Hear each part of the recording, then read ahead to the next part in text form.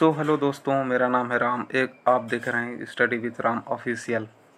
तो दोस्तों, आज हम बात करेंगे अक्षांशीय रेखा और देशांतर रेखाएं। क्या होती है अक्षांशीय रेखाएं, क्या होती है देशांतर रेखाएं, बेसिक से इसको समझेंगे और फिर इस लास्ट में हम इम्पोर्टेंट क्वेश्चन सॉल्व करेंगे। पृथ्वी हमारे सौरमंडल का सदस्य है जिसका भौगोलिक अध्ययन हम इस एक नमूने से करते हैं जिसे हम ग्लोब कहते हैं। तो पहला है अक्षांशीय रेखा, देशांतर रेखाएं। ये जो पृथ्वी पर जितनी भी रेखाएं खींची होती हैं ये सब काल्पनिक रेखाएं हैं। पश्चिम से पूर्व की ओर खींची गई सभी काल्पनिक रेखाएं अक्षांशीय रेखाएं कहलाती हैं। ये जो पश्चिम से पूर्व की ओर खींची गई सभी रेखाएं हैं ये सब काल्पनिक अक्षांशीय रेखाएं कहलाती हैं। पृथ्वी के बीचों बीच एक 0 डिग्री अक्षांशीय रेखाएं होती है जिसे हम भूमध्य रेखा या विषुवत रेखा कहते हैं। यह पृथ्वी को 2 बराबर भागों में बांटती हैं। अब देखते हैं 0 डिग्री अक्षांश में आने वाले देश। तो पहला है democratic Republic of the Congo, Uganda, Kenya, Maldives, Indonesia and Ecuador. ये सभी 0 डिग्री अक्षांश में आने वाले देश हैं। नेक्स्ट है इस भूमध्य रेखा के उत्तर और दक्षिण दिशा में 1-1 डिग्री के अंतराल 90-90 अक्षांश रेखाएं खींची होती हैं। किसी भी स्थिति में 90 डिग्री से ज़्यादा अक्षांश की स्थिति नहीं हो सकती। ध्रुव पर 90 डिग्री अक्षांश की स्थिति होती है। ये ध्रुव है, ये 90 डिग्री अक्षांश की स्थिति होती है। ग्लोब पर सभी अक्षांश रेखाएं एक दूसरे के समानांतर होती हैं और अक्षांश के बीच की दूरी कितनी होती है? 111 किलोमीटर अक्षांश के बीच की दूरी। अब देखते हैं अक्षांश और देशांतर रेखाएं। 21 जून को सूर्य कर्क रेखा पर एकदम ऊपर रहता है। ध्यान देना इस बात को। 21 जून को सूर्य कर्क रेखा के एकदम ऊपर होता है। इस कारण से इस दिन उत्तरी गोलार्ध में सबसे बड़ा दिन होता है। इसी कारण से 21 जून को उत्तरी गोलार्ध में सबसे बड़ा दिन होता है। और 22 दिसंबर को सूर्य मकर रेखा के एकदम ऊपर होता है। इस कारण से यह दिन दक्षिणी गोलार्ध में सबसे बड़ा दिन होता है। अगर कोई पूछे कि उत्तरी गोलार्ध में सबसे बड़ा दिन कौन सा होता है तो 21 जून, और दक्षिण गोलार्ध में सबसे बड़ा दिन कौन होता है तो 22 दिसंबर। चलिए नेक्स्ट देखते हैं। उत्तरी ध्रुव और दक्षिणी ध्रुव को बिंदु माना जाए तो कुल अक्षांश रेखाओं की संख्या 89 + 89 + 1 179 होगी। अगर रेखा माना जाए तो कुल रेखाओं की संख्या 90 + 90 + 1 181 होगी। 0 डिग्री अक्षांश रेखाएं को भी शामिल किया जाता है। इसमें जो 0 डिग्री रेखाएं होती हैं इसको भी शामिल किया जाता है। तो अफ्रीका ध्यान दीजिए दोस्तों, अफ्रीका एकमात्र ऐसा महाद्वीप है जिससे कर्क रेखा, मकर रेखा, भूमध्य रेखा गुजरती है। अफ्रीका एकमात्र ऐसा देश है, ये अफ्रीका, इसमें तीनों रेखाएं गुजरती हैं। अब देखते हैं देशांतर रेखा। उत्तरी ध्रुव और दक्षिणी ध्रुव को मिलाने वाली रेखा, काल्पनिक रेखा को देशांतर रेखा कहते हैं। ये जो देशांतर रेखा और ऐसी जो खींची जाती है उसे अक्षांशीय रेखा कहते हैं। ध्रुव से भूमध्य रेखा की ओर जाने पर देशांतर रेखाओं के बीच की दूरी बढ़ती जाती है। जो ध्रुव की ओर जितने जाएंगे हम, देशांतर रेखाओं के बीच की दूरी बढ़ती जाएगी। और भूमध्य रेखा से ध्रुव की ओर जाने पर देशांतर रेखाओं के बीच की दूरी घटती जाती है। ये अब कंफ्यूज मत होना, देशांतर रेखाएं समानांतर नहीं होती। दो देशांतर रेखाओं के बीच सबसे अधिक दूरी भूमध्य रेखा पर होती है। कितनी होती है? 111.3 किलोमीटर। ध्यान देना इस। अब देखते हैं 0 डिग्री देशांतर रेखा या ग्रीनविच रेखा। 0 डिग्री रेखा से पूर्व हर 1 डिग्री के अंतराल में 180 देशांतर रेखाएं खींची गई होती हैं। तो कुल मिलाकर 360 देशांतर रेखाएं ग्लोब पर खींची होती है। जो पूरा ग्लोब है इसमें 360 रेखाएं, देशांतर रेखाएं खींची होती है, सीधी लाइन। ये 0 डिग्री देशांतर रेखा और 180 डिग्री देशांतर रेखा एक दूसरे के विपरीत होती हैं। विपरीत, ध्यान देना इस बात को।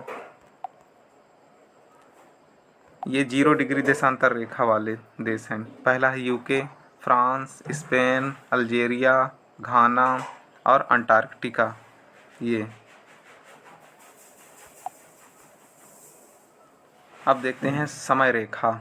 0 डिग्री देशांतर रेखा का उपयोग समय निर्धारण में किया जाता है। जो 0 डिग्री देशांतर रेखा है उसका निर्धारण किस लिए किया जाता है?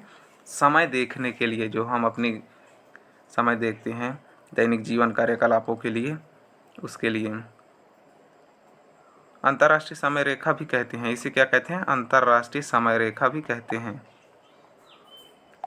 अंतर्राष्ट्रीय समय रेखा ग्रीनविच से पूर्व के स्थान का समय ग्रीनविच समय के आगे होता है और ग्रीनविच से पश्चिम से के स्थान का समान ग्रीनविच समय के पीछे होता है। कंफ्यूज मत होना इस पर।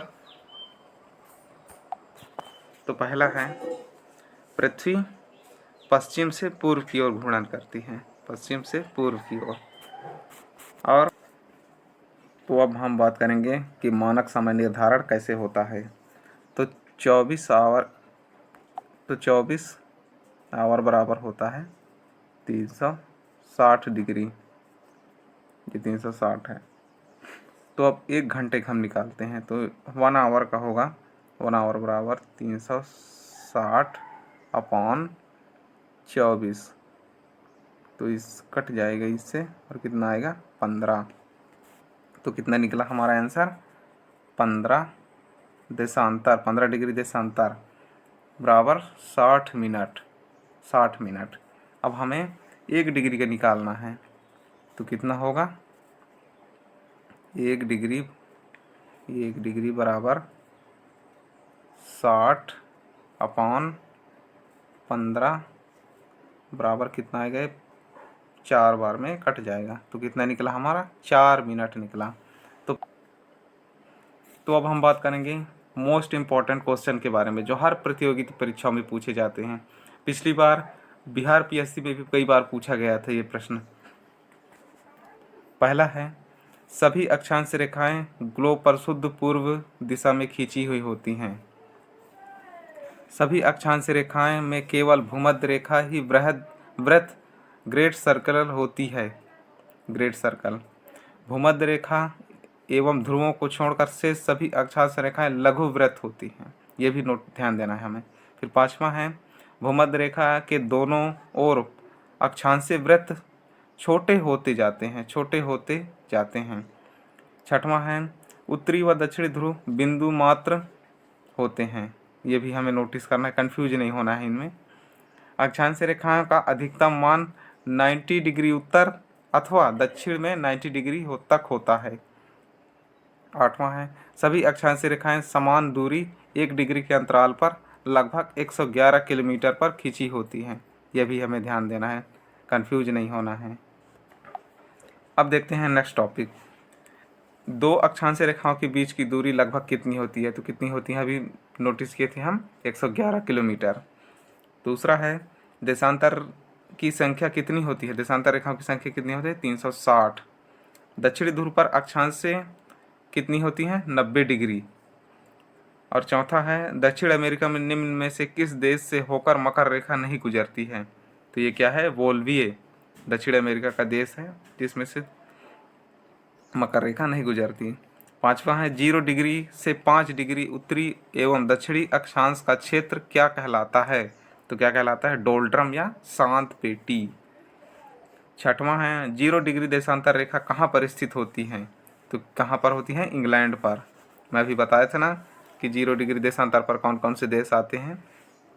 7वां है 0 डिग्री देशांतर को क्या कहा जाता है? तो क्या कहा जाता है? प्रधान देशांतर रेखा या ग्रीनविच रेखा। चलिए नेक्स्ट टॉपिक। अब देखते हैं भारतीय मानक समय तथा ग्रीनविच समय के मध्य कितना अंतर है? तो कितना अंतर होता है? 5 घंटे तथा 30 मिनट आगे। 5 घंटे 30 मिनट आगे होता है। भारत का मानक समय जो इलाहाबाद से नैनी से गुजरती है कितना होता है? 82.5 डिग्री पूर्वी देशांतर। ध्यान देना इस बात को, 82.5 डिग्री।